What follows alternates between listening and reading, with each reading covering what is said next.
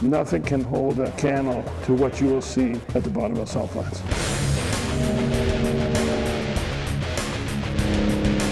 Salt fever is permanent. This place can break your heart and can be the happiest day of your life. You just don't know.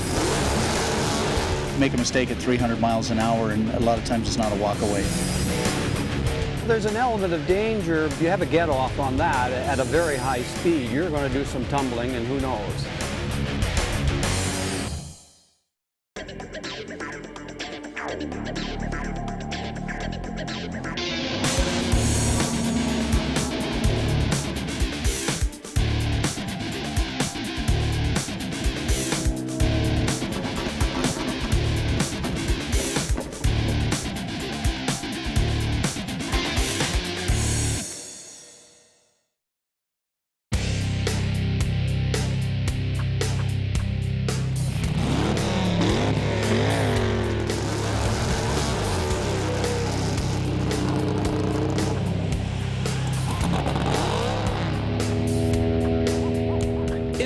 Motorsport, no event captures the imagination like Bonneville Speed Week.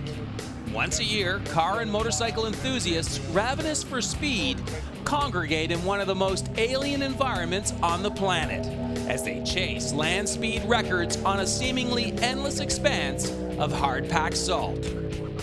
The Bonneville Salt Flats are located on the western edge of the Great Salt Lake Basin in Utah, in the USA. This natural anomaly is the remnant of an ancient freshwater lake left behind after the last ice age, about 15,000 years ago. Today, naturally evaporating groundwater continually regenerates a flat crust that in some areas is almost 5 feet thick. This massive expanse of salt covers approximately 46 square miles of land, located 100 miles west of Salt Lake City. The salt flats are inhospitable to even the simplest of life forms. Nothing grows here. Temperatures range from below freezing in the winter to triple digits in the summer. It's the last place you'd expect to see people lining up for hours to compete for land speed records. This is very harsh out here, and there's no air to run your engine on, so it's a tough place to go fast.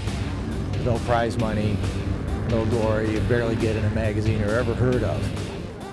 Despite the harsh conditions, the Bonneville Salt Flats are a near-perfect natural drag strip. The miles of flat, hard-packed racing surface and long runoffs have drawn land speed racing enthusiasts for more than a century.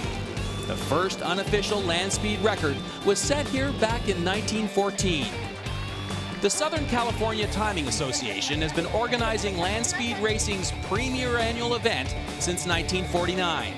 Back then, Bonneville Speed Week became an officially sanctioned venue for land speed racers, daring enough to attempt to set world records in one of 40 categories. The Bonneville Salt Flats are safeguarded by the United States Department of the Interior's Bureau of Land Management. They decide who can race here and when. There are only a handful of land speed races held annually out on the Salt Flats. Bonneville Speed Week is the oldest, largest, and the most attended event of them all. It only happens once a year. This is the big 7-day event. This is the big daddy of them all. And if you're a hot rod or motor enthusiast, this is nirvana. This is really where the best amateur racers collect every year to show off their stuff. You read about this place, you see movies about the place, and you don't, until you get here, realise what the scale of this is. This is just mind-boggling. The cars, the ideas, where they get them from, and they actually got the nerve to drive the things at the speeds they do, and we're amazed.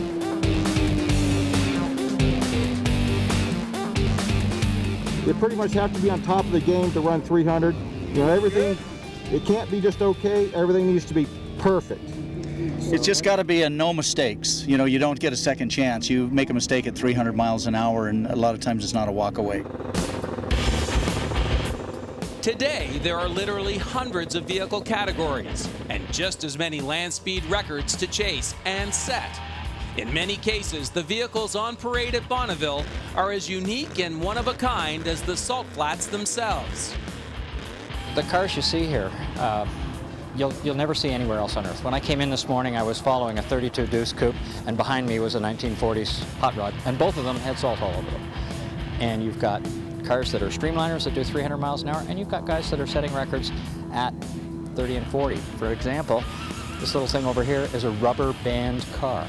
It runs on elastic bands, big elastic bands, but it's elastic bands, 2 engines, but a 5-speed transmission in it, and he's going to try and set the elastic band record for the whole world. Here, where on earth can you find, where else? I hope to go 210, break my own record, which is 205. I set last year. Speed's in my blood.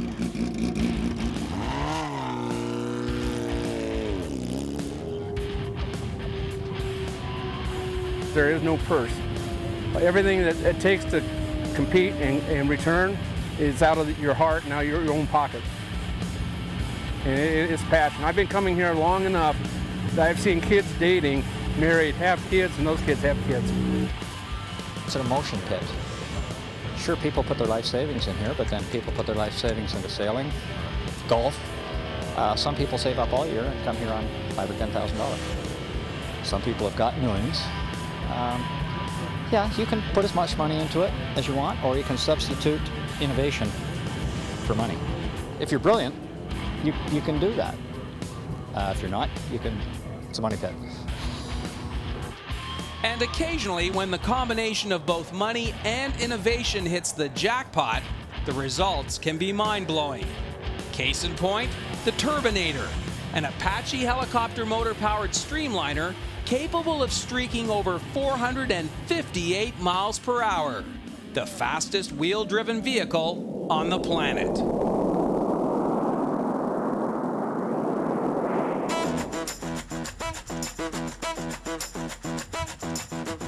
For land speed enthusiasts, the road to Bonneville Speed Week starts well before the rubber hits the salt.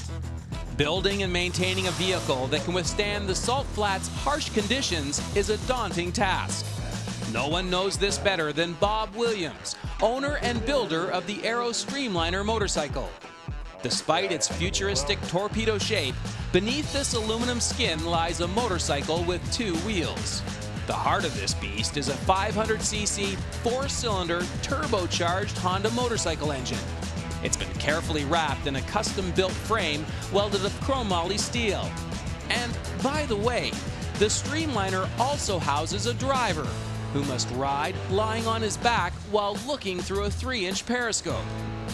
This year, Williams is once again returning to Bonneville in a 3rd attempt to break the 500cc blown fuel or turbocharged motorcycle land speed record of 211 miles per hour. That record was set back in 1956 by the German motorcycle company NSU. Bob and his team have come tantalizingly close to breaking this record in the past, but close in this sport just isn't good enough. The bike is 8 years old, 2 years in building and 6 years in campaigning. It started out with a fuel tank from an F4 Phantom fighter. 24 inches in diameter, 13 feet long, with a few dents in it for $500. That was the tip of a very big iceberg. I built the hoops, matched the inside of the diameter of the shell, so the outside of the hoops fit inside the 24-inch shell. The frame become extensions of those hoops. The swing arms were parts off motorcycles that I had to modify and strengthen so they could take the forces of the heavier weight and a more powerful motor. It's been such an evolution all the time, getting to the point where it works. What you think works, you take it down there, and it doesn't. And the salt and the other things you have to deal with, it's like trying to build something for the moon when you're on Earth, because the circumstances are so different. Bob Williams and his crew have discovered that preparing the Streamliner motorcycle for Bonneville Speed Week is easier than finding a qualified rider to pilot the machine. Finding candidates for the job of hurtling at speeds of 200+ miles an hour on a runway of salt while lying on your back just inches above the unforgiving surface has proven to be difficult. This year, longtime motorcycle show promoter and experienced drag racer Bar Hodgson has agreed to take on the challenge. After ogling the Aero Streamliner at one of his own shows, the 70-year-old just couldn't resist stepping up to the plate after hearing that Team Aero Racing was searching for a new rider. Well, I used to drag race back in the old days and run big Harley strokers, and when I turned 60, I decided to take up road racing and did that for about 10 years, and now I've hit 70, and Bonneville is one of the last things I haven't done, so now's the time to do it. There's no blueprint on how to do this. There's no guidelines on how to do it. I have a wonderful group of friends that bid into my dream. If it wasn't for that, we couldn't do it. I couldn't do it by myself, and I couldn't do it without the help of all these people who all volunteered. It's about the human spirit as much as it is about racing. To the record, boys. Here, here. Cheers. Cheers. This year's Bonneville Speed Week kicked off 2 days ago. With it have come the long lines and prolonged wait times that are inevitable at the start of the week. But Bob Williams is a veteran at this game. This year he arrived a few days into the event to ease the stress on the team's new rider, 70-year-old Bonneville rookie, Bar Hodgson. Bonneville Speedway, you go, oh, here's a racetrack. You pull and expect to see grandstands and buildings and everything. A nice black pavement all laid out and green grass down the sides of it, but there's nothing. Just one big expanse of white salt. Isn't this a bizarre experience? Guys are driving motorhomes down there. Everybody's strutting their stuff, and they got all their great stuff here. Customs and rods and everything. Only in America. This is a huge area, as you well know, and a person can get lost out here, and we try to make sure that everybody knows where they're going at any given time. You don't want somebody wandering out on the racetrack when there's a vehicle coming the other direction, and that's why you see an abundance of cones out here. Before they can chase a land speed record, all registered competitors must have their vehicles thoroughly checked by Bonneville Speed Week's meticulous staff of technical inspectors. Each vehicle must meet the SCTA's strict safety requirements. A team's failure to meet these tough standards will result in being disqualified from racing. What happens if the front of the car breaks off? My legs are up there. I'm paraplegic then. This section of the car won't break up. Safety is key most. Records are what we're here for. Safety is, we want these guys coming back. While this looks like a very simple form of motorsports where you just get in the car and drive it in a straight line, it's not. And things happen real fast at 200+ miles an hour. So we want to make sure all the guys and gals that drive up here are thoroughly protected. My concern is, I'm not really feeling anything underneath the seat where it's secured, because let's say he takes an impact, the seat comes down, the belts come off his shoulders because he's compressed, and now he's not restrained within the vehicle anymore. So the rules for safety are very, very strict. These are the strictest rules that I'm aware of in any form of racing, because they don't want anybody to get hurt. The whole idea is to have fun, go fast, and not get hurt.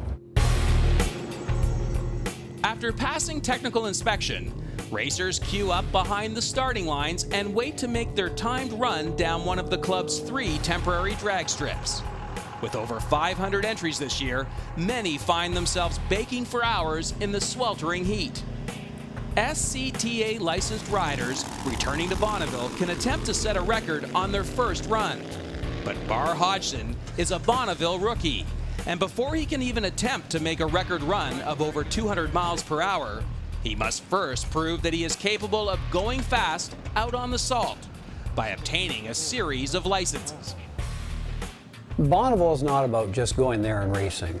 You must obey all the rules, and they're all safety-oriented rules. So you've got to prove you can go fast. You have to go a step at a time. You have to prove that you can go 125 miles an hour, then 150 miles an hour, then 175 miles an hour, and then 200 miles an hour, and get licenses for each of those before you get to go over 200 miles an hour.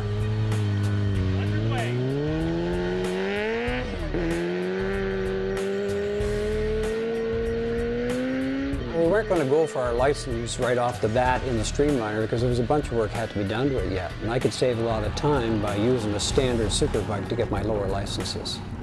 We'll move to the Streamliner when we go for our higher licenses. We're trying to adapt this GPS to it so that I can get a mileage, an accurate mileage read, because this race bike only has a tachometer on it. So I've got to guesstimate my speed, and I can't break out. I've got to run 125 to 149 without breaking out. If I hit 150, I got to go back to the back of the line and do it all over again. So we don't want to do that. I got some concerns, you know, I haven't raced on salt before. I feel apprehensive coming into it, and I try to think of everything. If I can clear my mind up to say you've covered all your angles, bar, I have no problem being resigned to something and going for it. This is the borrowed leather. These we borrowed from Doug, one of the tech inspectors, when mine wouldn't pass. Tuck it right in there. The view's nicer up there. Yes, sir. My age really hasn't been a factor. It never bothered me all my life when I was younger. It doesn't bother me now. So do I consider 70 years old as a barrier here to me in that? Absolutely not. I mean, everybody here is gray beards everywhere I look. There's an element of danger, but frankly, being on the open bike, that was concerning me more than anything, because if you have a get-off on that at a very high speed, you're going to do some tumbling, and who knows.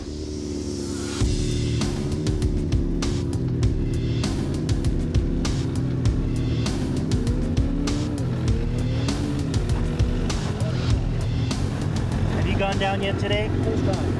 Not? First time today. Okay. How fast are you going to go? 135. Okay. And any problems whatsoever, which way are you going to turn out? I'm going to turn that way. Okay. Nice clean run, you're going to turn out to your right. Okay, once you pull your parachute when you go through the traps. You're paying attention, that's all good. Have you ever driven on salt before? No. You're going to enjoy this. 8780 with the rookie attached. Hodgson has raced a motorcycle before, but never at these high speeds, and certainly never under these harsh conditions. The temperature is high, nearly 100 degrees, but the pressure to perform is even higher. A crash on his first run at close to 150 miles per hour could be fatal.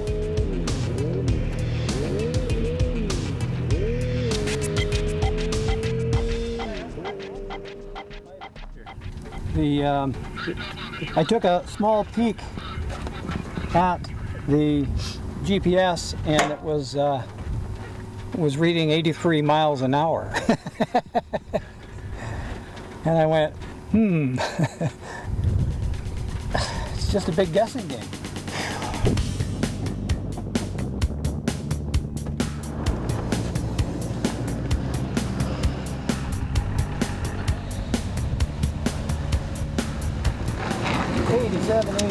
Yes, sir. Please.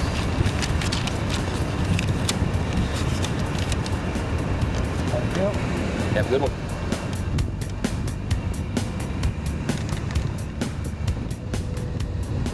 It says 113 miles an hour.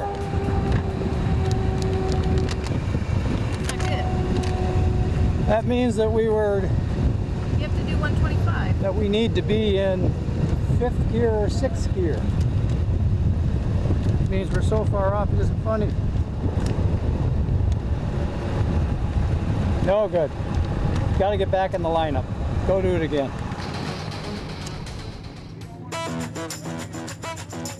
Bar Hodgson isn't the only one going for a land speed attempt at this year's Bonneville Speed Week.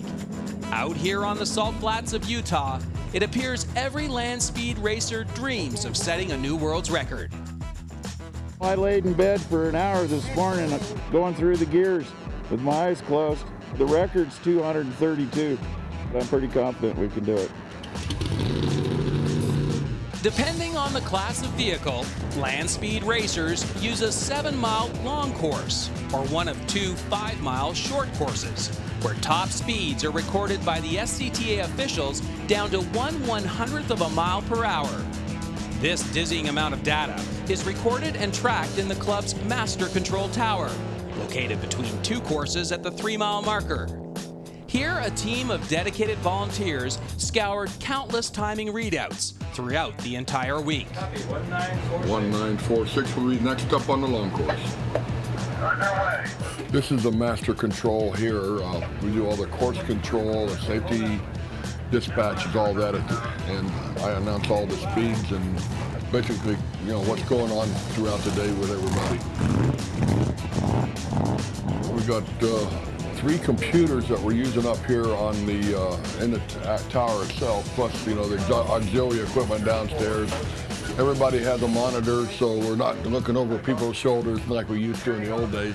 We used to set up on a scaffold with a computer readout thing about that big. It had these big, huge dials on it, and they were spinning like, you know, all that, and it wasn't very sophisticated. Now we got, you know, over 500 entries and 3 courses, so, you know, it's a big system. And in the last mile, Bob, you went 244.535. Everybody says, oh yeah, I can bring my drag race car up here and go 350 miles an hour, but most of them don't understand. And to make a car run for 5 miles without, you know, blowing things all over the track is very difficult. A quarter-mile car, you can do it. They will not live here a quarter of a mile. We have a spin on 4, long course.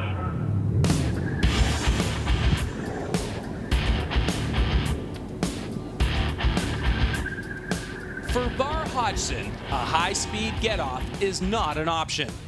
Now ready for his second attempt at his first of 4 required licenses, he still has a long, hot, salty road ahead of him before he can take a shot at the record. There's such a great chance of the conditions not being right, the salt not being hard, too much wind, rain, and you have that window of opportunity like a space shuttle, and if it goes by, you go home with your hat in your hand.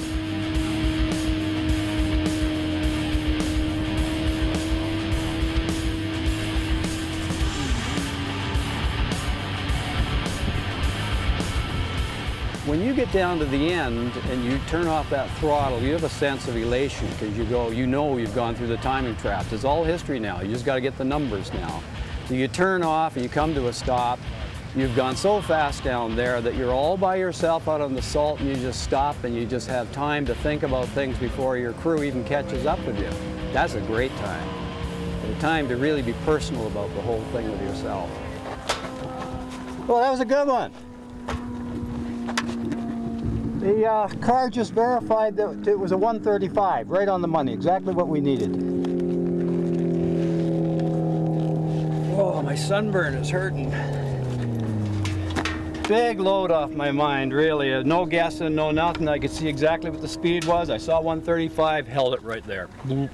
Guy verifies 135. Yesterday, they told me 8 miles without a helmet on. And like my sunburn's covered with salt, you're rubbing salt in my wounds.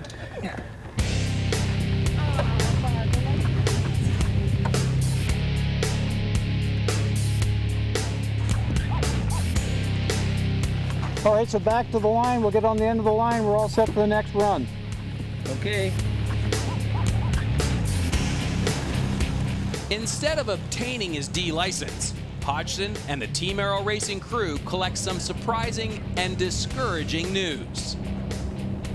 According to the rule book, you need to qualify with licenses a 125 miles an hour, a 150 miles an hour, a 175 miles an hour, and 200. But this time they said they had to do 2 runs at each category. Well, that slows the process down a little bit. But luckily the pits are thinning out and probably 30% or 40% of the people have gone home for whatever reason, time, or they blew up or had mechanical problems or whatever. But now that the number of racers is diminishing, we can do more runs now without as much hassle. You're not going to spend 4 hours in the sun trying to get one pass. Are you insured, Dave? For what? Life insurance in case it falls on you. I think they exclude motorcycle streamliners. As soon as they found out I was going to Bonneville, they canceled me. I see. Well, what we're doing here is we're taking the skin off to prepare the bike to go through tech inspection. They can't inspect it with the skin on. It looks pretty, but that's not what they're looking for. We're just tidying up some wiring now. Some salt got into some of the electrical components and caused us some grief. We had to jury rig a few things, but we're able to make it work. They're strict on safety here, extremely so. And they're strict on displacement. If you're 500 cc's and you're entered in the 500 cc class, if you're 501, you're out. 1 cc more. And they're strict on gasoline. If you use their gasoline, you're running in a gas class, the gasoline standard has been the same forever. No matter what happens with new gases, they keep the same quality of gas so that everybody sets a gas record. It's the same as a gas record 10 years ago. Okay? And they seal the tank. And when you come in after you give them your time slip, first thing they siphon some gas out. They do a spectral analysis to make sure it's their gas. What, you again? Yeah, him again. That's what I said. You're having way too much fun. Me again, right. Again. What happened was they changed the rules. We didn't know about it, and the motorcycle end of it, motorcycles only, must back up each license run. Do 2 passes. We have to do 2 passes.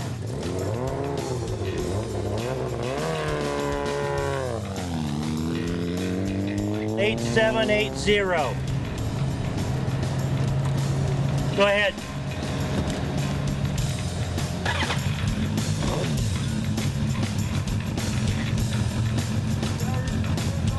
Yeah. Personally, I just like to go down to the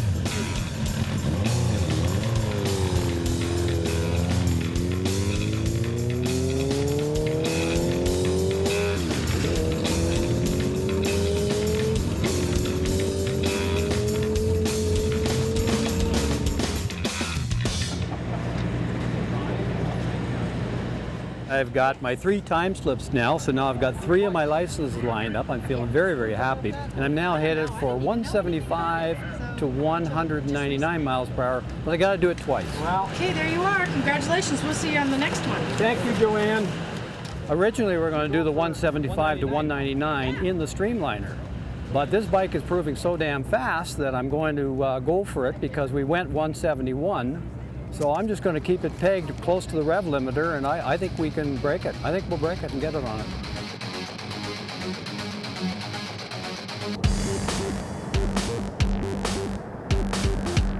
As Bonneville Speed Week unfolds, the harsh conditions of salt and sun start to take their toll.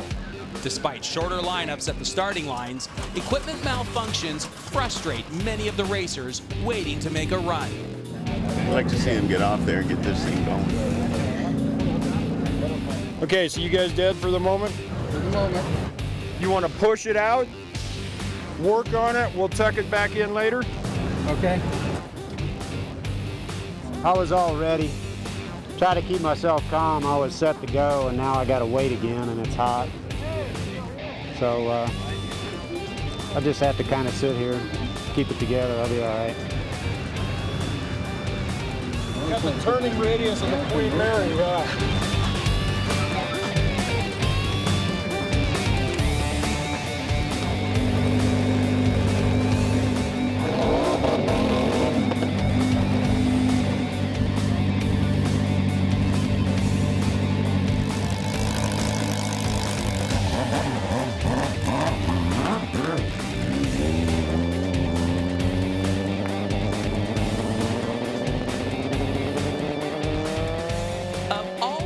records being challenged at Bonneville Speed Week, the 500cc blown fuel motorcycle record has proven to be one of the oldest and most difficult to beat.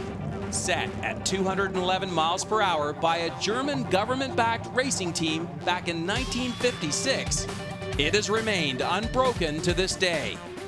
Bar Hodgson is now one license away from attempting to smash that record. If you think of it, what you could do is, you know what happened to Rossi? They found out at 200 miles an hour the clutch lever was being pressed in by the wind. So poke your finger out. We're going to go flat out in each gear. I'm going to power shift each gear. And when we get to the end of the second mile, coming to the second to the third mile, I'm going to be laying down for the entire mile. And I hope it's a big number.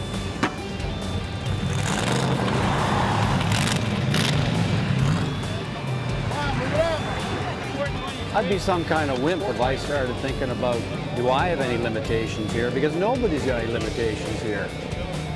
You know, if you're not into what you're here for, you really shouldn't be here. So this is an opportunity for me. It's a chance for me to just steep in this whole atmosphere here, which is a very unusual atmosphere and very hard to describe. It's timeless.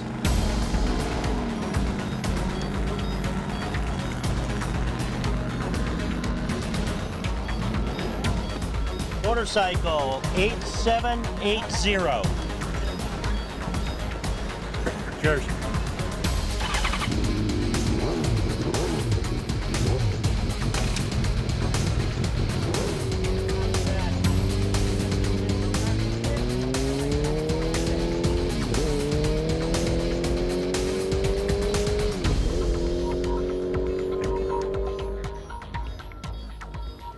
Well, we're not happy. We got 168, but it seems as the day has gone on, things have gotten hotter. We can hear water boiling in the engine. It's so damn hot. The salt's throwing up and it's getting into the grid work on the radiator, and heat's coming up. So that's all we're going to get out of this motor. Back to plan B, which is the streamliner. Bar has to go with the streamliner for tech, and I think that's our best bet right now. It's not going to go any faster today. So we got a long tow. We got a 7-mile tow to get back to the pits. Yep. Back to the ranch. It's a grueling process. It's hard on everybody, and it's tough. You know, it's a test. There's no doubt about it. That's the game. You want to win the big prize? That's the game.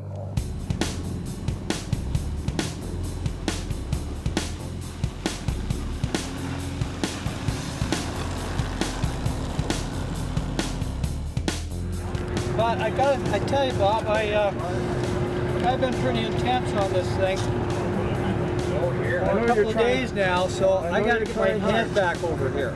Well, I think this whole thing is a total learning experience. It's a test. It's definitely a huge test of endurance and fortitude and a whole bunch of other good platitudes. But I think we set out to do a certain thing, and we did that with the ProStar bike. We got our first 3 licenses. Now that's powerful. I mean, we could have failed at that point. We haven't. So now it's in and get through our final tech, show them we can bail out with safety, and then go for our shakedown run. Oh, this is a little weirder. As all our runs had been on the standard superbike for the qualifying for my lower licenses, this was the first time actually in the streamliner. So that was going to make it very interesting. Bob, let's review your fire holes here. Okay. Engine compartment. This is the only one you really use. I got to get in that cockpit, I've got to know exactly what my procedures are, and I've got to do those procedures. And if I do them all right, and we have luck on our side, which is a big part of the experience here, and the machine holds together well, we'll get it. The machine can do it. It's good for, I'll bet, 275. We have a chance not to just break this record, but to shatter it. The only thing that'll hold me back is if we do our first run on my B license, because I can't break out 250 on that. Okay, straight down is on. Forward is a starter. Okay, So it's off, on, start. Yeah. Throttle is on your foot. Yep. Okay. You want to shut it off, pull it back. Okay, you just shut the ignition off. Yeah. Okay. It's very tough to get practice time in a streamliner. That's one of the things that makes it very difficult in record setting, because where are you going to run it? You can't run it on the street. You could rent an airport, and we tried to do that, but they're very short, so you can't get up to high speeds. That's why Bonneville is where people come to from all over the world, because it's 11 miles long and you can run a streamliner. So what we're going to do now is get you in and make sure that all this stuff here, which can't be adjusted on the line, is adjusted. Okay. Although he's now wrenching and driving for a different land speed team, Gary Hensley rode the Aero Streamliner for Bob Williams for 3 years. He came close to breaking the 500cc record in 2006, but crashed the Streamliner during the attempt. Gary's focus at this year's Speed Week is setting a land speed record in a new four-wheel vehicle of his own. But passing on his knowledge and experience of riding the Streamliner is crucial to Hodgson's success. Barr has very little time to learn as much as he can from the former Streamliner rider. There's a big learning curve. Depends on the conditions of the course and the weather. A motorcycle Streamliner is probably the hardest thing in the world to ride or build and be successful. There's damn few of them that have ever been successful. Lots of them been built, never did a thing. Because this is what they're looking for, right? When you go through tech, he's going to grab your hand and pull it and see if it comes out of the chassis. Because imagine that there's no skin on this right now, and you're sliding upside down. You won't have enough strength or enough awareness to pull your hands down. You're afraid you're going to crash the whole time. Its bike is moving around all the time. It's got a very low roll center, and you're actually looking through a periscope. So what you're really seeing is the world turning around you, and you're constantly trying to figure out which way to turn the bars to keep the thing from crashing. So it's a job, and it's really, it's very stressful and not a very happy time. How do you feel? I feel good. Good. And pretend for a second you're upside down. Okay. Now you got to get yourself out right now, okay? Come on. Come on out. Show me the operation. It's right here. All you do is that. And how does it work? Just flip it. You're out. All your buckles are loose. Don't touch anything. Don't do anything. Just get out. Slide your ass down. Put your chin up. This is much like being an astronaut in that it isn't about getting out and racing. It's about knowing all your procedures and the precision involved in it and making all the right steps to make sure that your mission's accomplished. You can call me if you need to be back. It's going to take a couple hours. Well, that worked. I think we're ready. Finally. I think I dotted all my I's and crossed all the T's. And we're ready for inspection. This is the 7th time the bike has gone through tech inspection. Okay, we ready?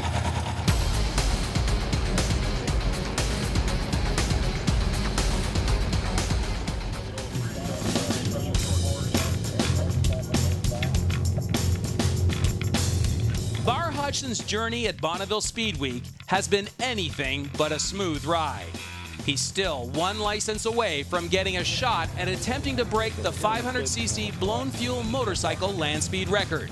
And before he can ride in the Aero Racing Streamliner, the motorcycle must first pass this year's technical inspection.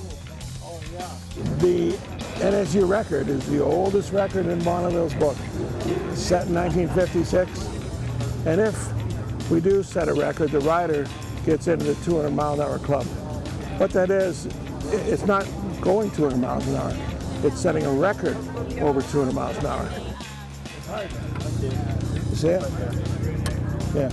It was there all the time. I forgot. I'm sorry. I'm getting old. Well, we got held up a little bit going through tech, so we're in the process of doing that now. It just slows the game down again. We're keeping us off the track. No matter how well prepared you are, worked all year on it, you think you got all your ducks in a row, and then something comes along, a little glitch, and we've got military spec connectors, we've got all the best, and still we have problems. Tom, what this is, I've got extra hoops for this, all set to bolt in. In case I win the lottery, I can make it longer and put 2 motors in. But I'd have to win the bloody lottery first, I'll tell you. You get the money for setting the record, right? Yeah. Right. Got the bottle cap will get you a ballpoint pen. Yeah. Nothing goes easy. There's always an uphill grind, but it makes victory that much sweeter. This is, funded out of your pocket, out of your, I guess, your RSPs and your kids' inheritance. But it's a love, it's a labor, it's a engineering. It's just, you meet people that you wouldn't meet anywhere else. And the technology you see at Bonneville is just fabulous. All right, so let's just imagine you have an issue with fire or engine failure. Okay. Go.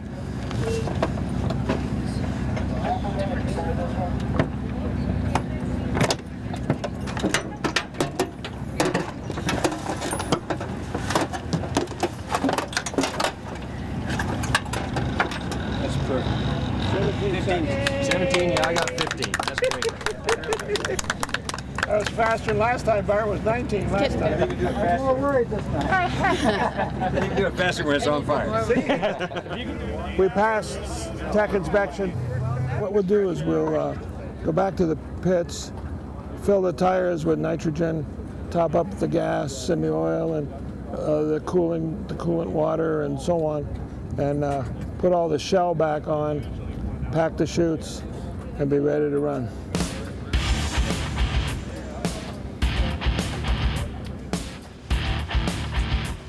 What I try to do is get the thing warm on the line so it'll idle all by its lonesome. Yeah. So when you start it. With tech inspection complete, former Team Aero rider Gary Hensley stops by the pit to help Hodgson with the controls in the streamliner. If they have a good week out here, this bike could easily go 275 with no stress or strain whatsoever. Well, my biggest concern was remembering everything I had to do, considering I hadn't done it before and everything was totally foreign. So knowing where all my controls were, keeping that fresh in my mind, what I had to do, thinking it through in my head on where I've got to make my shift points, and all those things that you must do. We were just going over the procedure he needs to follow to get down the track safely the first time. He's got to know when to shift so he doesn't go too fast and make the starter mad at him, because he's still speed limited. They don't want him going more than 200 on this pass. So we went over the gearing chart and we set up the lights on the shift mechanism so he can see when to shift and when to not to go too fast. We're geared to go 300. So depending on the conditions, we'll not only take that record at 211, but we expect to go 260, 270 without any problem at all.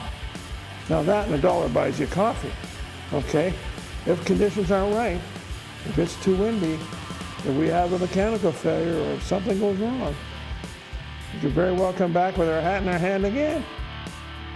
But our chances this year is as good or better than they've ever been. You know who should be packing this? Is Barr.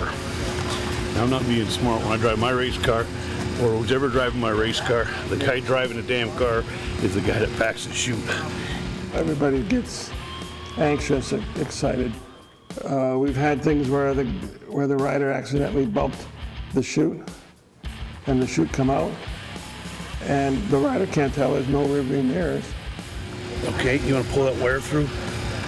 In terms of thinking about worst case scenarios, you really don't do that outside of knowing that if something goes wrong, okay, I've got to pull my chute, I've got to fire off the fire extinguisher, this is how we're going to go down. It's all a matter of thinking it out ahead of time in case there's a bad scenario.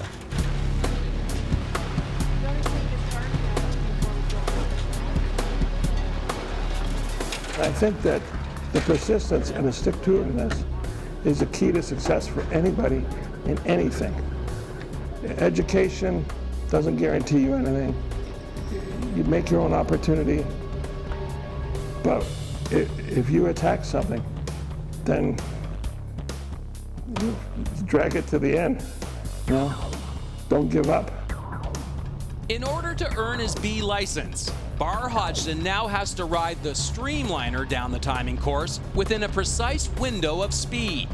No slower than 175 miles per hour and no faster than 199 miles per hour. And he has to do it twice. This will be our first qualifier on our B license. We'll have to back that up in the morning. And then we're good to go over 200. Right now, I got one thing on my mind. It's getting in that cockpit and doing my job. And I've got everything focused on that and tuned in that. I want this record without a doubt. You know, this is the culmination of my motorcycle career. I've ridden motorcycles since I was 15 years old. I've drag raced, I took up road racing at 60, and the opportunity to go out and grasp that record, I can smell it and I want it. There's no doubt about it.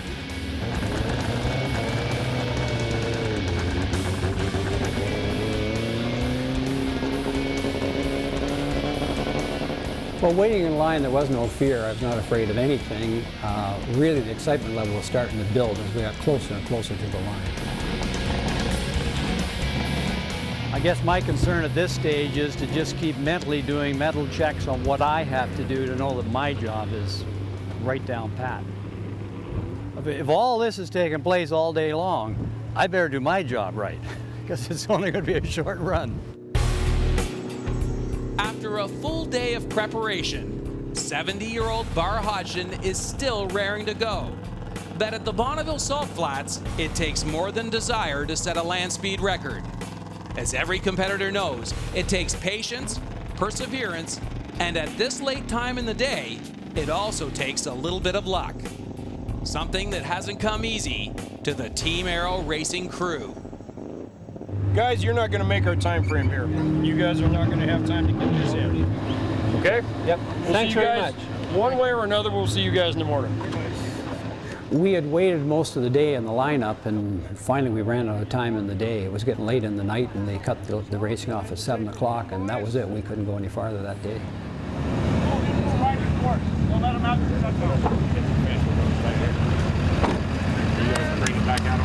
That's it. Yeah, you're the first one cut off? Yeah. Well, that's the agony and the ecstasy, I guess. I mean, that's racing, is how they say it.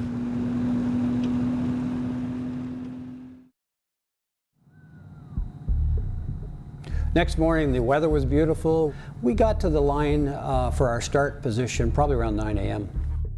The starter said, "Good luck." He says, "You've got a 7-mile-an-hour crosswind." And with that, the hatch is closed. You're now in total darkness at this time. I took it up to red line in first gear and made my first shift, but I could feel a little bit of wind tugging on my right-hand side. Right, 1150, quarter-mile speed, on course, 149. As we went to the top of second, made my shift into third. We are now doing about 185 miles an hour. At that point, I started to feel the wind really take over the vehicle on the right-hand side and starting to steer me off the course.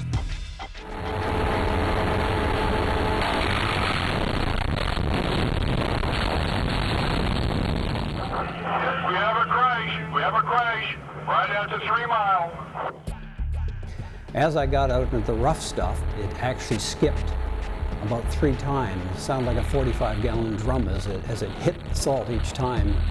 And it rolled about 3 times, 4 times. Everything was really bashing really hard and really fast until we finally came to a stop, fell over to our left, and that's when I hit my 7-point harness and bailed out. I consider myself very fortunate that I was able to walk away from such a spectacular crash at 185 miles an hour. My hand had 2 fractures and 2 bones in the finger bones, and I had battered up knees, but really we came out of it very well. We have a crash, right out to 3 mile.